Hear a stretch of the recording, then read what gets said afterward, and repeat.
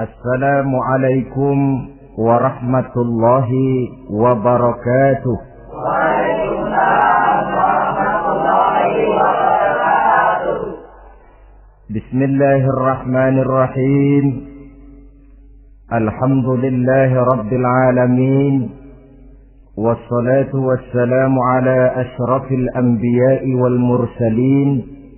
Sayyidina wa maulana Muhammadin wa ala alihi wa sahbihi ajma'in, amma ba'du.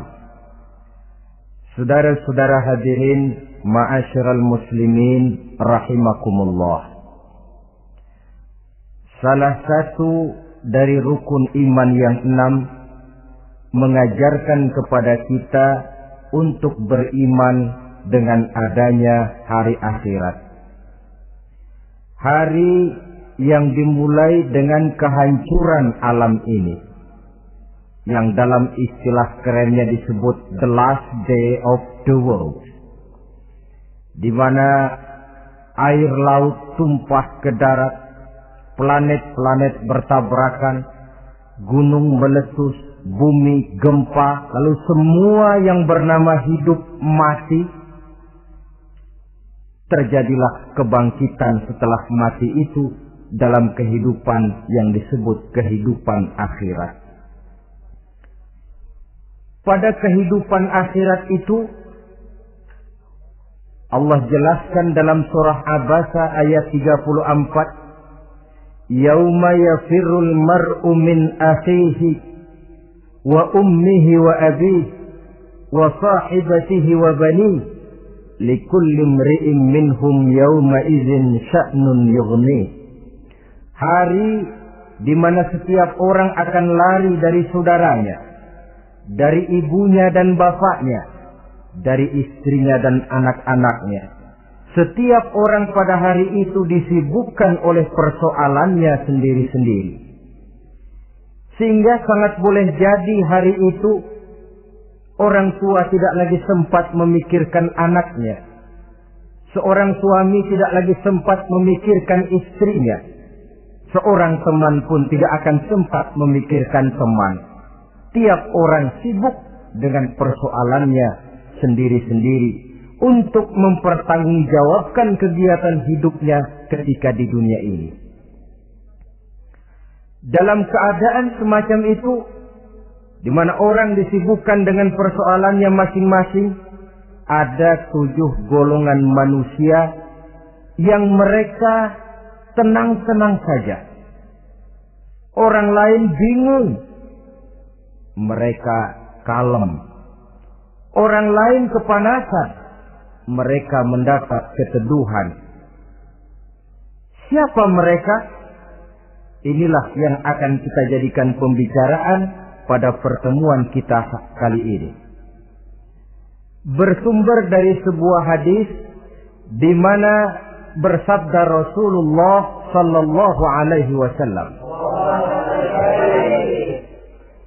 Sab'atun yuzilluhumullahu yawma la zilla illa zilluh. Ada 7 golongan manusia, kata beliau, yang di akhirat nanti akan langsung mendapat perlindungan dari Allah.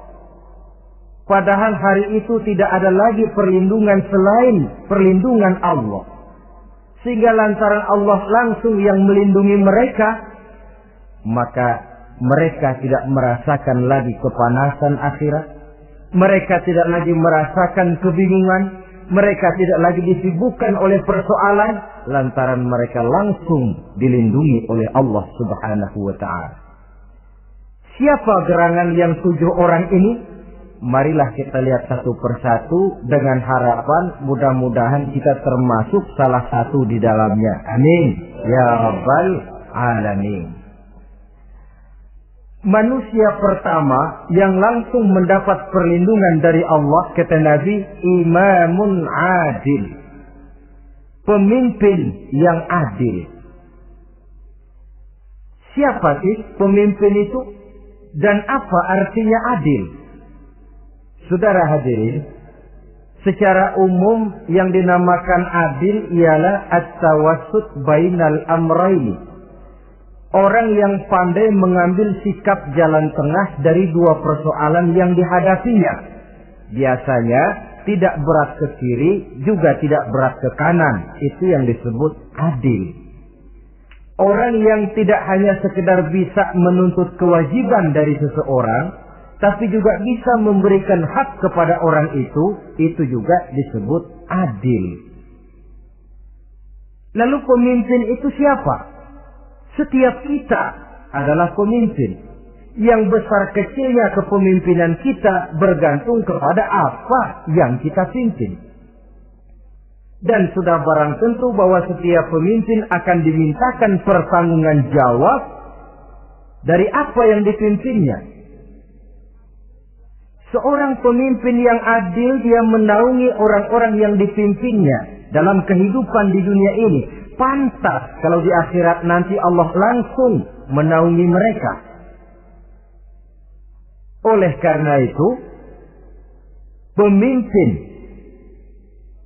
merupakan suatu amanah. Jabatan di samping dia merupakan amanah juga merupakan nikmat. Dan nikmat itu akan bergantung kepada pandai atau tidak kita mensyukurinya. Beberapa contoh dalam sejarah bisa kita lihat.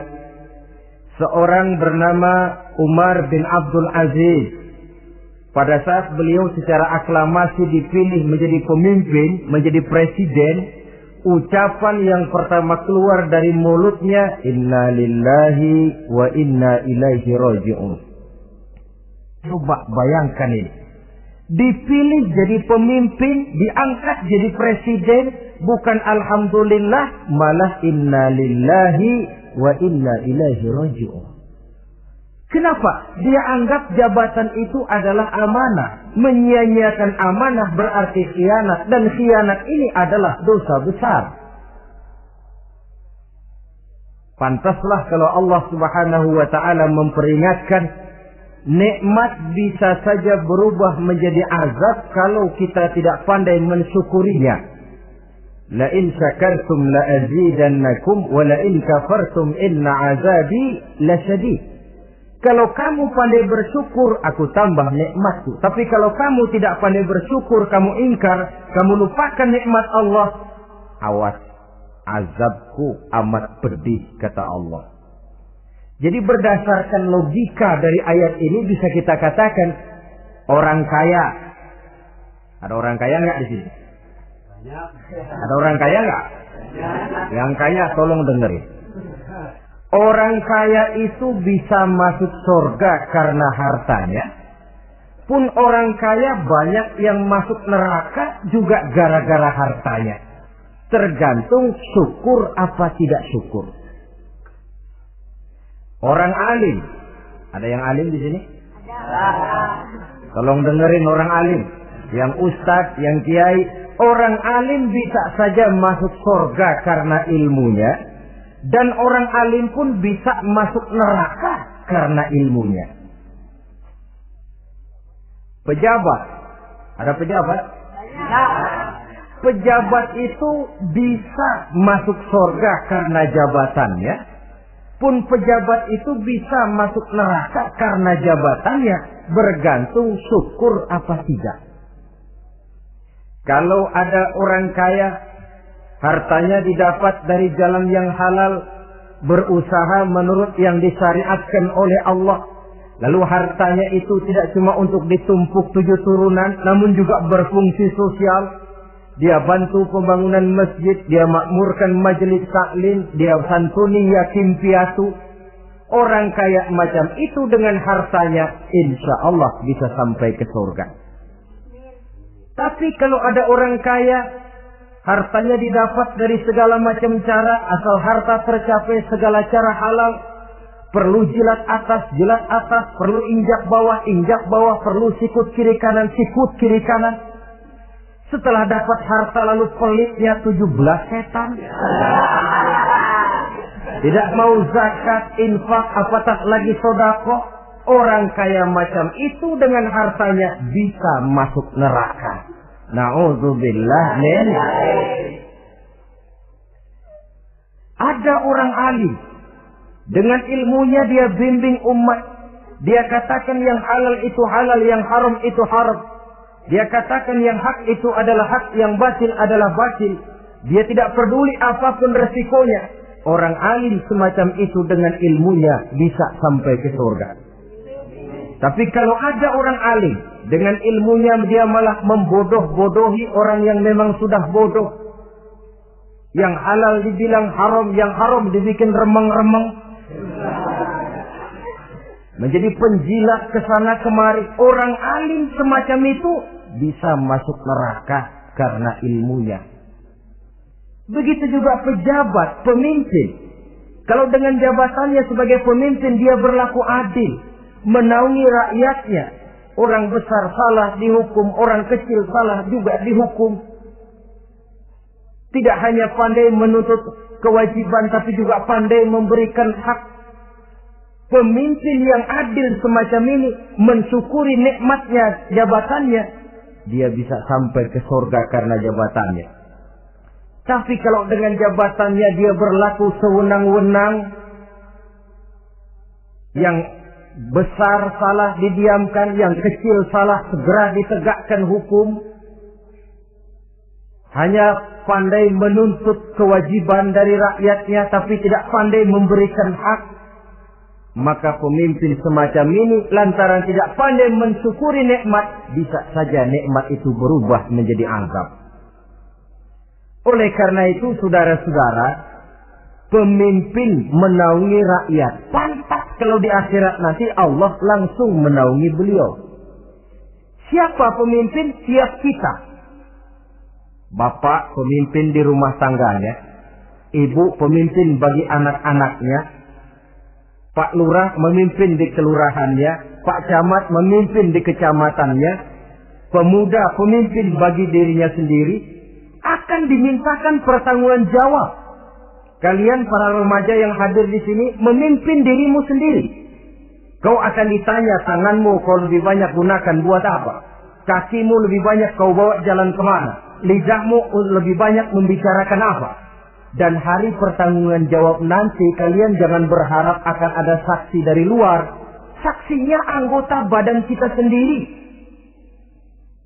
Dalam surah Yasin Allah jelaskan, Al-yawma nakhtimu ala afwahihim wa tukallimuna aydihim wa tashhadu arjuluhum bima kanu yaksibun.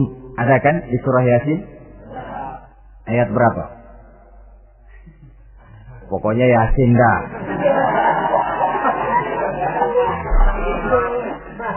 Daripada repot-repot, pokoknya Yasin gitu aja biar urusan lancar. Al-yawma nakhtimu ala afwahihim. Pada hari itu kami kunci mulut mereka. Jadi tidak pandai lagi mulut ini bicara. Wa tukallimuna aydihim, tangan-tangan mereka yang akan bicara kepada kami. Wa tashhadu arjuluhum, kaki mereka akan memberikan kesaksian. Bima kanu yaksibun, terhadap apa saja yang telah pernah mereka lakukan dalam kehidupan di dunia ini. Hari pertanggungan jawab.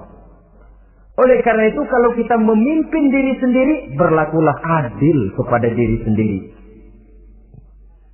Nah, lalu masalahnya memang kita mesti adil kepada siapa saja sih? Ada 3 hal pokok yang kita harus berlaku adil. Pertama, adil kepada Allah. Yang kedua, adil kepada sesama makhluk. Dan yang ketiga, adil kepada diri sendiri. Adil kepada Allah artinya apa? Mendahulukan hak Allah daripada kepentingan pribadi. Kalau sudah datang waktu sholat asar misalnya, walaupun sedang enaknya latihan voli, berhentilah dulu sebentar. Sholat kita adil kepada Allah. Adil kenapa? Dalam contohnya dengan sholat misalnya. Sholat itu kan sehari semalam 5 waktu yang wajib. Betul apa betul? 5 waktu. Lah sholat itu, kalau sholat bagus, taruhlah 7 menit. Kalau sholatnya itu kilat 4 menit. Ada lagi yang kilat khusus, nggak pakai perangko, 2 menit barangkali selesai. Taruhlah 5 menit kita ambil yang bagus. Kalau 5 waktu kali 5 menit kan cuma 25 menit. Sementara Allah memberikan kita hidup ini 24 jam sehari semalam. Cuma 25 menit diminta untuk ibadah kepadanya. Tidak sanggupkah kita berlaku adil? 25 menit ini untuk menghadapmu ya Allah. Sementara Engkau telah memberikan restannya 23 jam 35 menit untuk hidup dalam sehari semalam. Mendahulukan hak Allah daripada kepentingan pribadi. Adil kepada Allah. Adil kepada yang kedua, adil kepada sesama makhluk. Adil kepada manusia, adil kepada binatang, adil kepada alam. Yang kalau prinsip keadilan itu kita langgar akan membawa efek bagi diri kita juga. Manusia sekarang kan tidak adil kepada alam. Misalnya apa? Hutan ditebangi secara liar. Gunung-gunung menjadi gundul. Akibatnya ketika turun hujan terjadi erosi. Banjir melanda kemana-mana. Tanah longsor terjadi. Akibatnya terkena manusia juga kalau mereka sudah tidak menjaga keseimbangan alam ini. Adil kepada orang lain. Apakah itu namanya tetangga, teman, keluarga. Dan yang ketiga, adil kepada diri sendiri. Bagaimana pengertiannya? Mata ini punya hak untuk tidur. Begadang terus tiap malam, tidak adil kepada mata. Nah, ini yang ketawanya paling kencang pasti tukang begadang ini.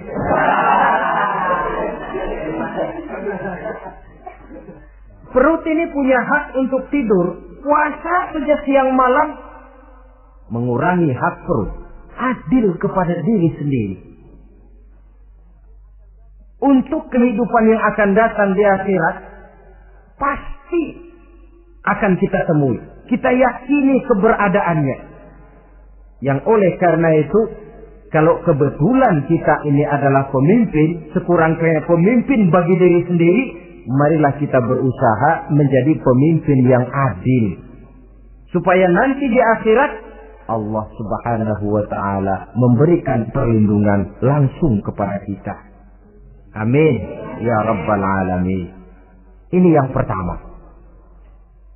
Lalu yang kedua, orang yang akan langsung mendapat perlindungan dari Allah, syab nasha'a fi ibadatillah. Orang muda yang tekun beribadah kepada Allah. Anak muda yang rajin ibadah. Kenapa kok Nabi bilang anak muda, bukan orang tua? Apa orang tua yang rajin ibadah Allah nggak senang? Tentu Allah senang. Cuma Allah lebih senang lagi kalau ada anak muda yang rajin ibadah. Sebab apa? Kondisi psikologis. Kalau ada orang tua rajin ibadah, itu mah pantas. Emang udah waktunya. Ada orang sembahyangnya rajin, masuk masjid, masuk maghrib, keluar isya, malam tahajud, tahlilnya mantap. Umurnya berapa? 70. Enggak istimewa. Itu memang sudah mestinya.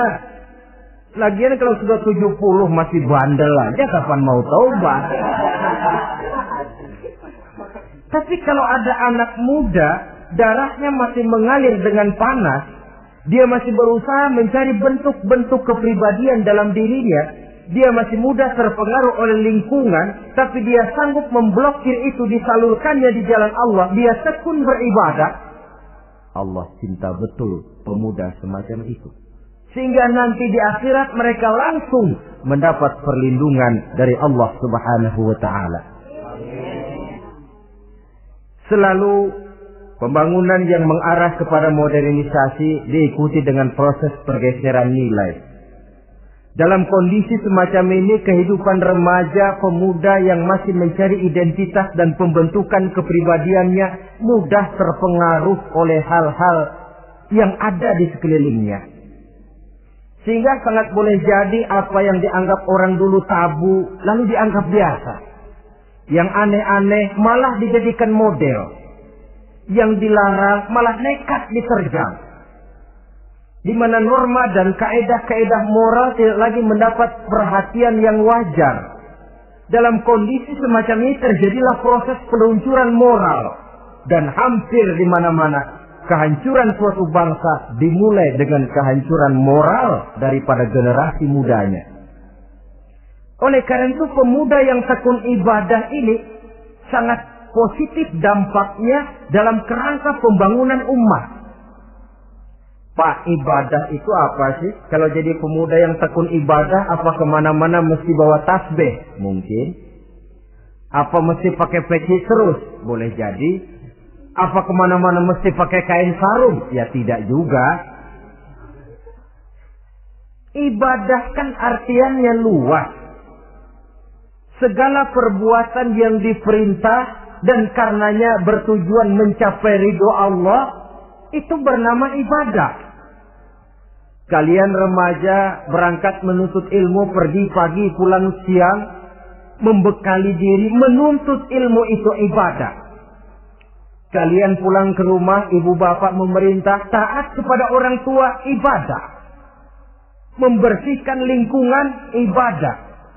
Bahkan jaga di waktu malam pun kalau untuk dengan niat, bismillah, saya jaga malam ini untuk ketenangan rakyat supaya mereka tekun dan tenang melaksanakan ibadah, itu tercatat sebagai amal soleh yang bernilai ibadah. Jadi tidak cuma sekedar sujud, tidak cuma sekedar baca Quran, seluruh aspek kehidupan manusia yang diperintah Allah dan yang bertujuan mencari ridho Allah itu bernilai ibadah. Pemuda yang tekun melaksanakan ibadah kepada Allah. Apalagi terutama adik-adik remaja yang hadir pada kesempatan ini, masa muda itu masa yang paling indah memang. Sampai orang Kulon bilang, there is not delightful memorize. Ya Barat itu kan Kulon. Saya lebih senang pakai orang Kulon saja. There is not delightful memorize and then the youth moment. Bahwa tidak ada masa yang lebih indah selain masa muda. Tapi masa muda yang katanya indah itu sebentar. Sebentar sekali. Kalau kita tidak pandai memanfaatkannya dengan sebaik-baiknya, boleh jadi dia akan hilang tanpa sesuatu yang ada artinya buat hari depan. Dan hari depan itu sebagian besar ditentukan oleh masa muda sekarang ini. Karena itu kepada yang muda saya berpesan, pergunakanlah masa muda itu dalam ketekunan beribadah kepada Allah. Ibadah dalam artian yang seluas-luasnya. Jangan seperti pepatah orang, kelapa muda katanya kupas-kupasin, kelapa tua tinggal batoknya. Selagi muda puas-puasin, udah tua tinggal bongkoknya. Iyalah, kalau dipuas-puasin dalam arti yang positif, boleh. Mumpung masih muda, puas-puasin nuntut ilmu.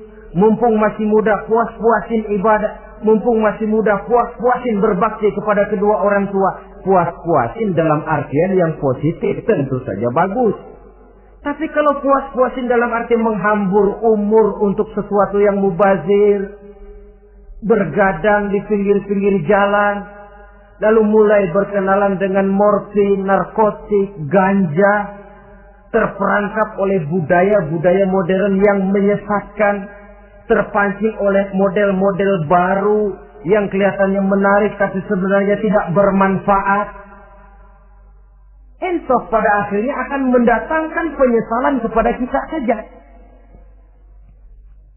Coba, belakangan ini saya dengar di Jakarta akan ada satu festival yang disebut Festival Ngeceng.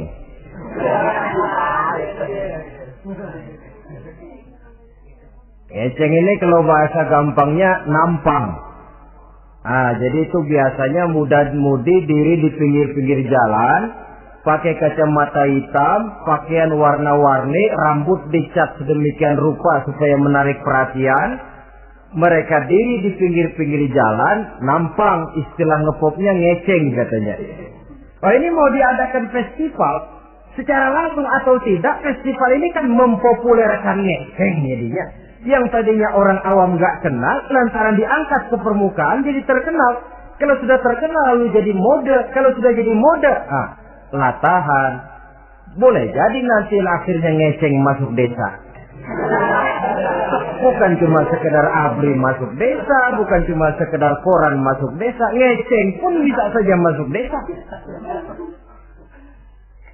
Banyak saluran-saluran positif yang sesuai dengan kreativitas jiwa remaja, ketimbang mengadakan sesuatu yang tidak ada manfaatnya, ketimbang menghabiskan umur untuk sesuatu urusan yang mubazir. Sedangkan umur bukan jatah gratis tanpa batas waktu. Ada pertanggungan jawab. Umurmu kau habiskan di mana? Masa mudamu kau selesaikan di mana? Itu akan dimintakan pertanggungan jawab. Nah, pemuda yang tekun ibadah kepada Allah, dampak positifnya apa? Dia punya sandaran vertikal kepada Allah. Jiwanya besar, jiwanya mandiri. Dan ini yang kita perlukan. Pemuda yang siap jadi pelopor, bukan pengekor. Pemuda yang sanggup mandiri dan bukan membanggakan keturunan leluhurnya. Kata pepatah, wa khairun nasi dzu syarafin qadimin aqama li nafsihi syarafan jadida wa syarrun nasi dzu khumulin idza fakhartahum zakarul jaduda. Generasi yang baik adalah generasi yang punya kejayaan masa lalu dan buat mereka sendiri mereka mampu mendirikan kejayaan yang baru. Artinya nenek moyangnya memang orang-orang terhormat, tapi dia mampu mandiri mendirikan kehormatan itu bagi pribadinya. Sebaliknya, generasi yang paling jelek adalah generasi pemalas. Yang kalau orang lain kelihatan lebih hebat, dia sebut-sebut nenek moyangnya. Lu sih belum apa-apa, bapak gua dong. Bapak gua katanya. Lu sih belum apa-apa, om saya dong. Tante saya dong. Kerjanya cuma membangga-banggakan leluhur. Dia sendiri tidak ada apa-apanya. Ini generasi yang paling jelek. Kalau orang kelihatan lebih hebat, dia sebut leluhurnya. Sementara dia sendiri nol nilainya. Tanpa ditunjang oleh fasilitas leluhurnya. Pasukan pemuda mandiri macam ini yang kita perlu. Bukan sekedar pasukan pemuda oke bos, kulunun, yes sir, yes man, kumaha juragan wae.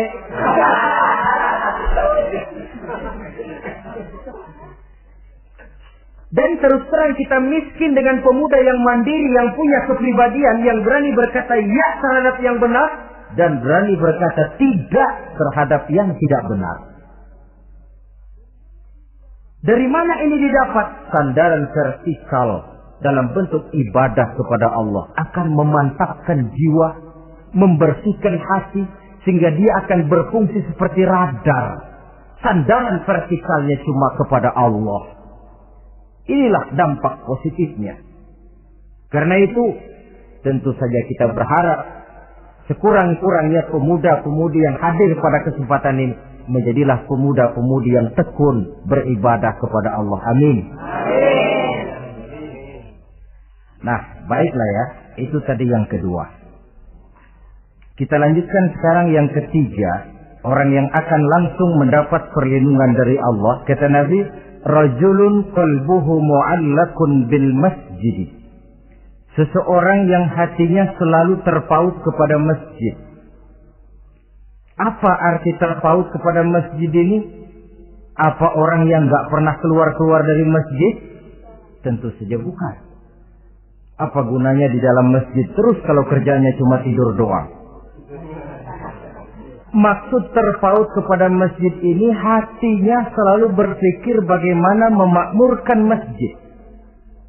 Jasadnya boleh saja ada di kantor, boleh saja ada di pasar, boleh ada di sawah, boleh ada di ladang, tetapi hasil daripada usahanya dia lalu berpikir bagaimana memakmurkan masjid. Sebab apa? Masjid merupakan center of activity, pusat daripada kegiatan umat. Kalau kita lihat fungsi masjid di zaman Rasul, Di masjid beliau berdakwah, di masjid beliau mengatur negara, di masjid beliau mengadakan perundingan, di masjid beliau bermusyawarah dengan para sahabat. Pusat daripada kegiatan umat. Dan memakmurkan masjid ini dasarnya tidak lain karena iman kepada Allah. Prinsipnya bagaimana kita menghidupkan masjid dan bukan mencari hidup di masjid. Kalau sudah prinsipnya dibalik, bukan menghidupkan masjid tetapi mencari hidup di masjid, saya khawatir masjid akan ambruk. Nyatanya kadang-kadang masjid kita ini fungsinya belum maksimal. Kadang-kadang ada kok masjid yang bukanya cuma seminggu sekali. Jumat pagi jam 9 masjid buka, Jumat jam 2 tutup, buka-buka lagi Jumat depan. Seminggu sekali. Kelemahan lainnya manajemen masjid, terus terang sajalah kita bicara. Kadang-kadang pengelolaannya ketua masjid bapaknya, khatib mantunya, sekretaris ponakannya, imam Bilal cucunya. Gak ada orang lainnya. Ya kalau bagus kepengurusannya tidak apalah.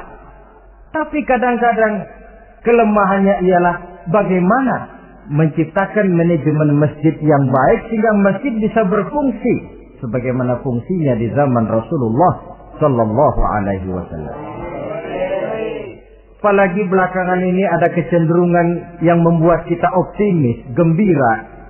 Remaja, pemuda-pemudi mulai gemar datang ke masjid. Berkumpul membentuk remaja masjid, remaja musola, mengadakan kegiatan majelis taklim yang mingguan, yang bulanan, aksi sosial, yang semuanya bermuara dari kehidupan masjid. Sesuatu yang menggembirakan. Dan sudah sepatutnya para pengelola masjid membuka pintu untuk bisa mengatur masjid menurut manajemen yang diharapkan oleh umat. Karena bagaimanapun di masjid dua jalur komunikasi, bahasa kerennya two-way traffic communication, itu bisa kita laksanakan. Yaitu hablum minallah wa hablum minannas. Berhubungan kepada Allah dan berhubungan kepada sesama manusia bisa terlaksana di masjid. Berhubungan dengan Allah jelas saja lewat sholat misalnya. Berhubungan dengan sesama manusia jelas saja lewat musyawarah, lewat majelis taklim, lewat kegiatan-kegiatan yang mensiarkan agama.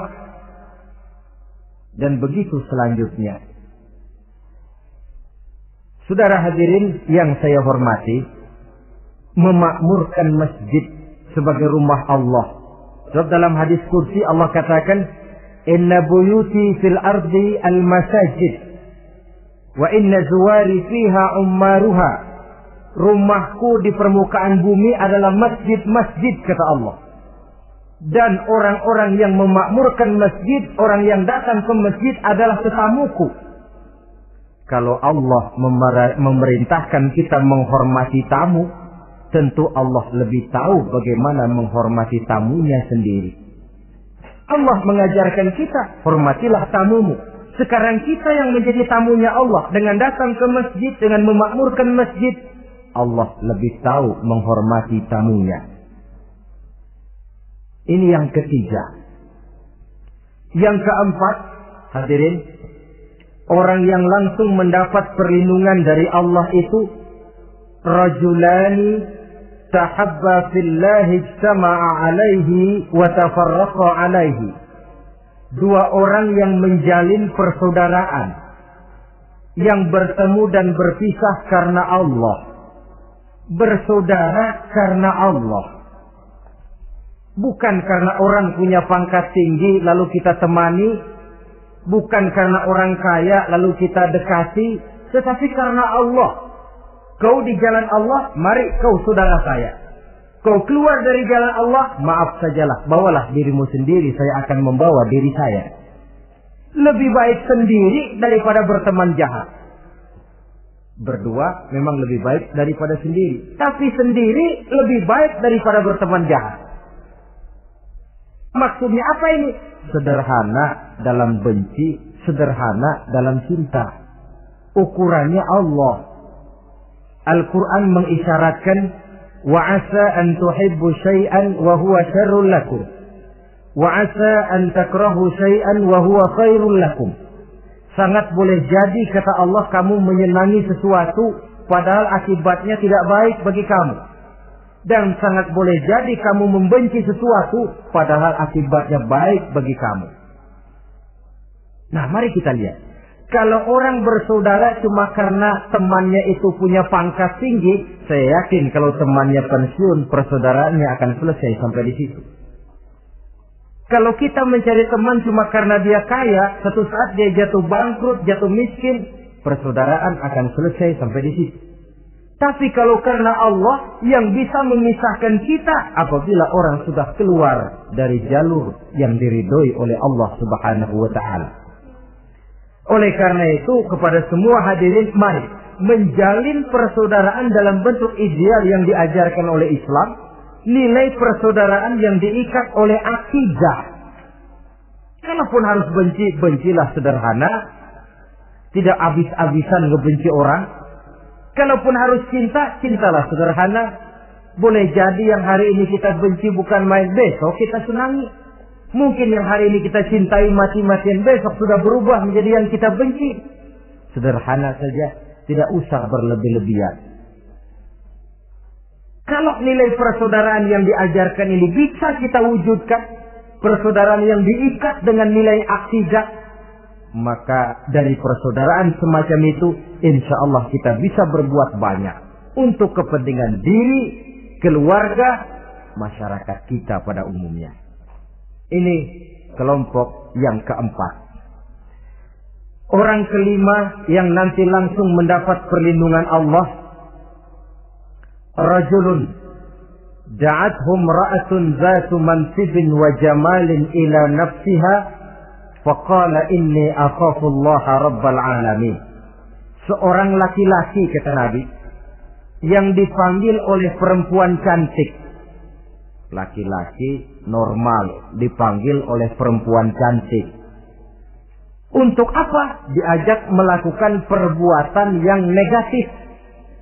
Tidak ada orang yang tahu. Tempatnya sepi. Apa yang terjadi? Orang ini berkata, inni akhafullaha rabbal alamin. Maaf saja, saya takut kepada Allah. Orang yang bermoral nanti di akhirat langsung dilindungi oleh Allah. Tidak mudah jatuh oleh bujuk rayu. Tidak mudah terpesona oleh wajah-wajah yang menggiurkan. Seperti dalam sejarah yang terkenal itu Nabi Yusuf alaihi salam. Kenal kan Nabi Yusuf? Nabi Yusuf itu bekerja di istana Kitfir. Kitfir ini punya istri namanya Zulaikha. Orangnya cantik. Diam-diam Zulaikha ini rupanya naksir sama Yusuf. Satu hari suaminya tidak ada di rumah, pintu dikunci-kunciin. Setelah pintu semua terkunci, dia panggil Nabi Yusuf, "Hai sana, Yusuf, sini." Kata Yusuf, "Mau ngapain?" "Pokoknya sini." "Iya, mau ngapain?" "Iya, kayak orang-orang, ngapain sih?"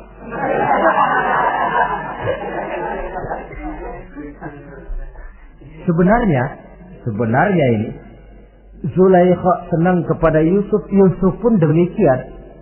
Walaqad hammat bihi wa hamma biha. Zulaikha menyenangi Yusuf, Yusuf pun menyenangi Zulaikha. Tapi apa? Walaula an ra'a burhana rabbih. Andai kata Yusuf tidak melihat peringatan Tuhannya, letter S. Yusuf, ini bukan pekarangan ente, dilarang parkir di sini. Sehingga walaupun tidak ada yang tahu, tidak ada yang melihat, Nabi Yusuf selamat dari bujuk rayu Zulaikha. Mempertahankan nilai-nilai moral di tengah kemajuan zaman memang merupakan pekerjaan yang tidak ringan. Merupakan pekerjaan yang sangat berat. Akan ada saja cobaan, akan ada saja gangguan yang kita temui di sepanjang perjalanan hidup ini. Tapi sebaliknya, kalau orang sudah tidak lagi menjunjung moral yang tinggi, lalu hidup menurut selera sendiri-sendiri, ya kita lihatlah lahirnya kebudayaan kumpul kebo yang diawali dengan free sex yang mengarah kepada Samenleben alias hidup bersama tanpa nikah. Memang sebabnya boleh jadi macam-macam. Mungkin karena broken home, nggak merasa diperhatikan di rumah, ibu bapak sibuk, lalu anak mencari kesibukan sendiri. Mungkin karena tekanan ekonomi dalam kehidupan miskin, lalu ada yang menawarkan kerjaan, tidak taunya malah dilemparkan ke lembah hitam. Mungkin juga karena pengaruh pergaulan dari lingkungan baik-baik, lalu berteman dengan yang tidak baik, hanyut di telan arus pergaulan. Mungkin juga pengaruh kebudayaan yang dia tonton, buku yang dia baca, film yang dia lihat, ikut mewarnai dan membentuk kepribadiannya. Tapi apapun alasannya, satu hal yang jelas, semuanya berangkat dari rapuhnya pegangan orang kepada nilai-nilai agama. Sebab sumber nilai moral yang tertinggi tidak lain agama adanya. Intinya apa? Intinya tidak lain, orang yang beragama itu meyakini bahwa kemanapun dia pergi, dimanapun dia berada, Allah selalu melihat yang dia lakukan. An ta'budallaha ka'annaka tarahu fa in lam takun tarahu fa innahu yaraka. Begitu yang kita pelajari dalam ihsan. Engkau beribadah kepada Allah seolah-olah kau lihat Allah. Kalaupun Allah tidak kau lihat, yakinlah Allah melihatmu. Jadi kalau saya sendiri, yang kedua itu Allah. Dibujuk rayu oleh cewek cakep, ayo dah bang, gak ada orang, kita cuma berdua. Dia bilang enggak, kita enggak berdua, bertiga. Berdua bang, bertiga. Yang ketiga siapa? Lu, gue, Allah, tiga.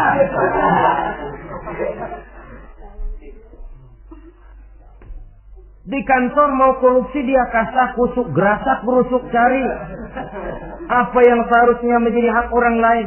Tidak ada yang lihat, tapi dia tidak sendiri. Saya berdua. Yang kedua, Allah.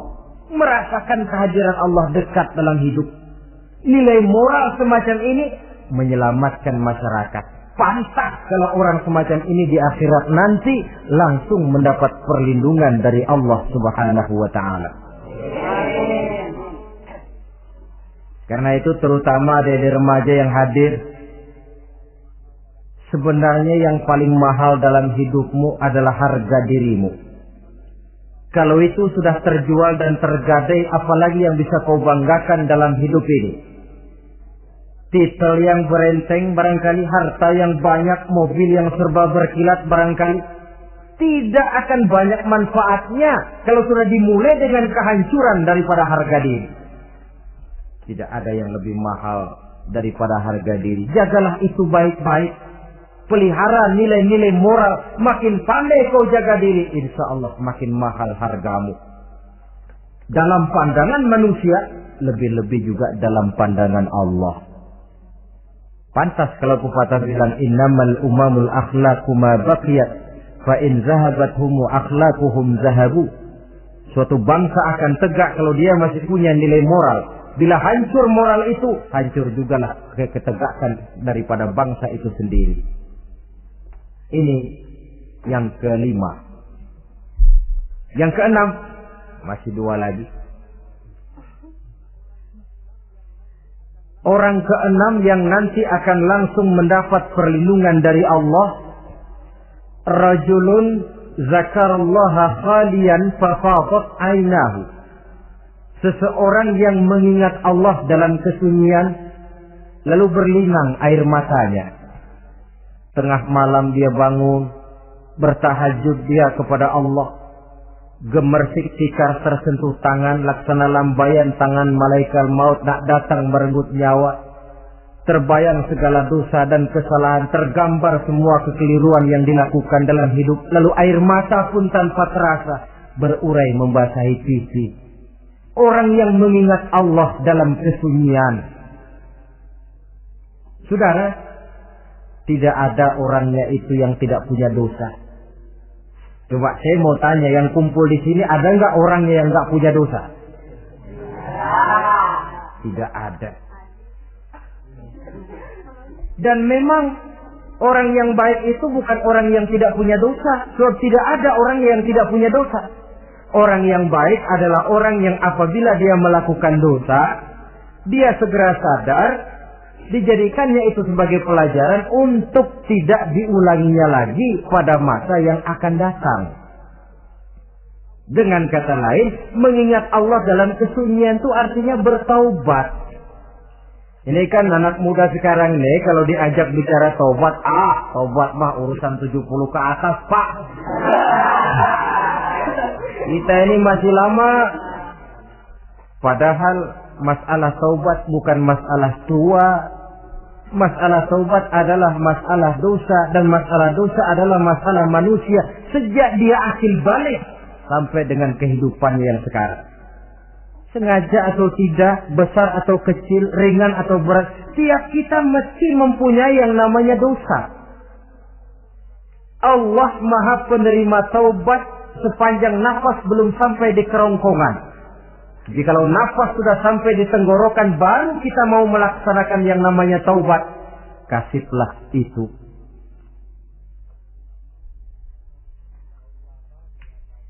Para ulama mengatakan, la saghair ma'al istimrar, wala kabair ma'al istighfar.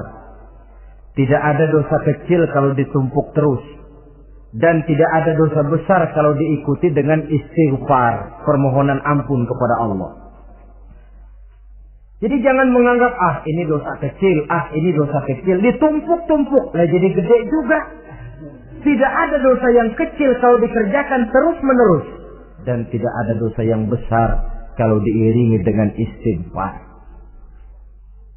Dalam kehidupan ini, apabila dosa sudah bertumpuk, maksiat merajalela, munkarat menjadi jadi, Allah tidak akan segan-segan menurunkan azab. Azabnya itu bisa dalam bentuk bencana alam, banjir namanya, kebakaran merajalela namanya, gempa bumi namanya, bendungan pecah namanya, reaktor atom bocor namanya. Namanya boleh jadi macam-macam. Sebab apa? Al-Quran memberikan jaminan, wa ma kana Allahu liyu'adzibahum wa hum yastaghfirun. Allah tidak akan menurunkan azab selama di tengah masyarakat manusia masih banyak orang yang istighfar kepada Allah. Jadi hakikatnya kita ini berhutang jasa kepada orang yang rajin sujud, rajin mohon ampun kepada Allah. Lantaran mereka barangkali azab tidak diturunkan oleh Allah. Kalau melihat banyaknya sudah munkarat dan maksiat. Mengingat Allah dalam kesunyian. Tengah malam, waktu yang mustajabah, terutama sepertiga malam yang akhir. Situasinya lain. Gak percaya boleh coba, nyoba kan gak bayar. Coba kalian bangun tengah malam, tahajud. Kalian akan menemukan satu suasana yang lain daripada misalnya kalau kalian sembahyang zuhur tengah hari panas terik di tengah banyak orang. Hati bergetar. Segala kekeliruan yang pernah kita kerjakan lalu terbayar, dan air mata tanpa terasa, tanpa diundang bahkan berurai membasahi pipi. Ya Allah, alangkah nikmatnya suasana macam itu. Menciptakan perasaan dekat dengan Allah. Terwujud kedamaian batin. Dan ini yang banyak dicari orang sekarang. Yang kadang-kadang karena terlalu ingin mencari kedamaian lalu keliru jalan. Yang bertapa di gua-gua katanya nyepi dari kehidupan manusia. Memencilkan diri dengan cara-cara yang mereka atur sendiri. Tidak macam itu. Quran punya resep. Ala inna bi dzikrillahi tatmainnul qulub. Ketahuilah dengan banyak mengingat Allah, hati menjadi tenang, jiwa menjadi lapang, pikiran menjadi damai. Ini resep Islam untuk mencapai ketenangan jiwa.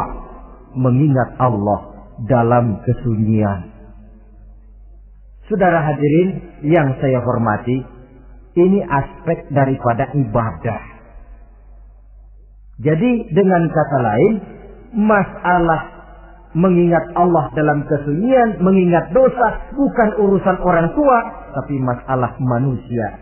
Siapapun adanya, sejak dia akil balik, mesti entah kecil besar, entah sedikit, entah banyak, ada kesalahan yang dilakukannya.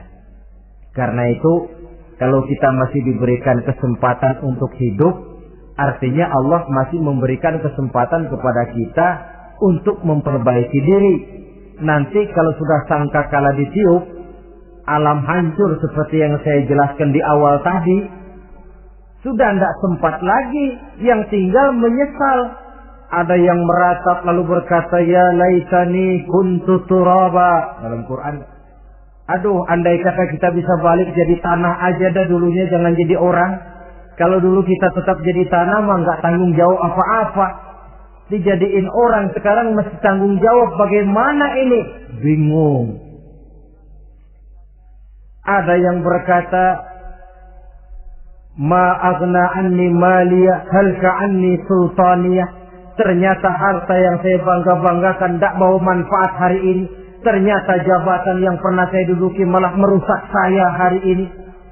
Tinggal lagi penyesalan karena kelalaian memanfaatkan waktu hidup dalam kehidupan di dunia ini. Karena itu pandai-pandailah membagi orientasi.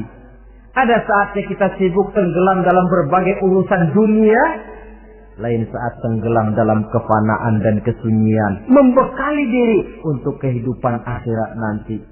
Sebentar meninggalkan dunia, rekes kepada Allah, mi'raj, naik menghadap Allah, supaya terwujud keseimbangan untuk mencapai fid dunya hasanah wa fil akhirati, kebahagiaan dan kebaikan di dunia maupun di akhirat nanti. Inilah golongan yang keenam. Orang yang langsung mendapat perlindungan Allah, yang mengingat Allah dalam kesunyian. Yang ketujuh, yang terakhir, orang yang langsung mendapat perlindungan dari Allah di akhirat nanti, rajulun tasaddaqa bi sadaqatin fa akhfaha hatta la ta'lama shimaluhu ma tunfiqu yaminuhu. Seseorang yang bersedekah, lalu dia ikhlas dengan sedekahnya sehingga tangan kirinya tidak tahu apa yang diberikan oleh tangan kanannya. Orang yang pemurah, orang yang menyadari bahwa apapun yang dia punya dalam hidup ini cuma sekedar titipan. Fungsinya lalu seperti keran, menyimpan air tapi untuk disalurkan lagi kepada orang yang memang memerlukannya. Alangkah nikmatnya kalau Allah memberikan kepercayaan kepada kita untuk menjadi penyalur, distributor rezeki. Kalau kita ingat kemari, berpikir ke sini, kita tidak akan sayang lagi. Enak saja yang peras keringat banting tulang cari rezeki saya, sampean datang-datang mau minta. Lah, mungkin rezeki dia, tapi lewat tangan kita. Satu kehormatan dari Allah kalau kita dijadikan seperti keran, menyimpan air, tapi tidak untuk dirinya sendiri, disalurkannya kepada orang-orang yang memang memerlukannya. Tidak ada orang jatuh bangkrut lantaran bersikap pemurah, dan tidak ada orang jadi kaya raya lantaran dia bakhil atau pelit bin kikir alias medit.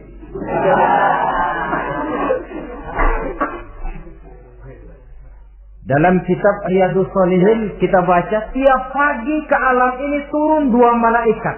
Cuma kita nggak tahu. Dua-duanya berdoa. Yang sebelah kanan berdoa, yang sebelah kiri berdoa.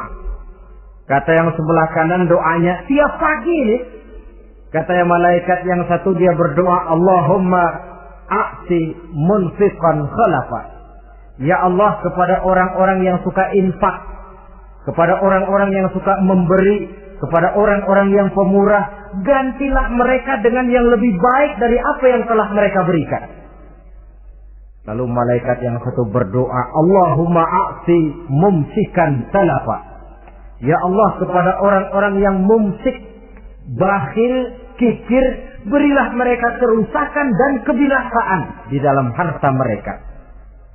Maka lihat sajalah, orang kaya tapi pelit, ada saja jalan yang kira-kira duitnya bakalan jadi keluar dan gak ada pahalanya. apa kena musibah, lalu berobat sekian juta, apa kemalingan, apa ditipu orang. Ada saja cara duitnya keluar yang gak ada pahalanya. Inilah prinsipnya. Allah mencintai orang pemurah. Dalam hadis qudsi, uhibbu ahlas saqa wa hubbi lil faqir sakhi asad. Aku cinta kepada orang yang pemurah, tapi aku lebih cinta kepada orang miskin yang pemurah. Orang kaya pemurah Allah cinta, orang miskin pemurah Allah lebih cinta. Kenapa? Nilainya lain. Orang kaya sedekah 500, orang miskin sedekah 500, sama 500-nya, tapi saya yakin pahalanya lebih besar buat si miskin. Kenapa? Buat orang kaya 500 apa artinya? Sekelebatan. Buat si miskin 500 dia mesti peras keringat banting tulang. Tapi dia berani memberi seperti beraninya orang kaya. Nilai ini yang dilihat oleh Allah.